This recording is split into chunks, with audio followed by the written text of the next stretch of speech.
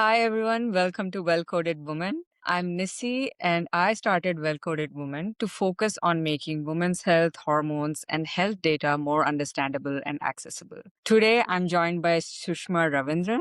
She is the co founder of AskNomi. She has 10 years of experience in tech, specifically in consumer and digital health at companies like ZocTalk, Verywell Health, MindBody, and Dash Meredith, a second time founder with lived experience in endometriosis. She brings both professional expertise and her personal insight to the work with transforming care for women with a condition known as endometriosis. A little bit about AskNomi. AskNomi is an AI-enabled end-to-end care platform for people with endometriosis. It goes from symptom tracking to clinic, combining symptom intelligence with evidence-based proof, and it also has one-to-one clinical care to help patients get to a better health. Their mission is to get women to better health to accessible healthcare. Today, we'll be talking about endometriosis, pelvic health, symptom tracking, and why data matters so much in women's healthcare. Hi, Sushma.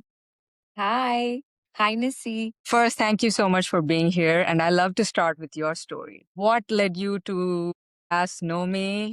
And do you have a personal story that made you start this? Yeah. Thank you for having me, Nissy. Of course, like most other founders in the women's health space, it did start from a personal story. I was dealing with severe migraines a couple of years ago and really weird fainting episodes. And that prompted me to go back to like the doctor's space and try to get answers to what was going on. And after a lot of cardiologists, neurologists, and other healthcare providers I've seen, and now when I count, it's actually over 30 doctors that I've seen since Oh, I've wow. had the initial onset of the symptoms when I was 12 years old to now, just to get answers to those specific symptoms tied back to what I now realize is endometriosis. Mhm. Once I had a name for it, I was able to understand that all of the debilitating cramps I had that basically disabled me to 2 days a month was actually tied back to these migraines and the fainting episode and everything else that I was having.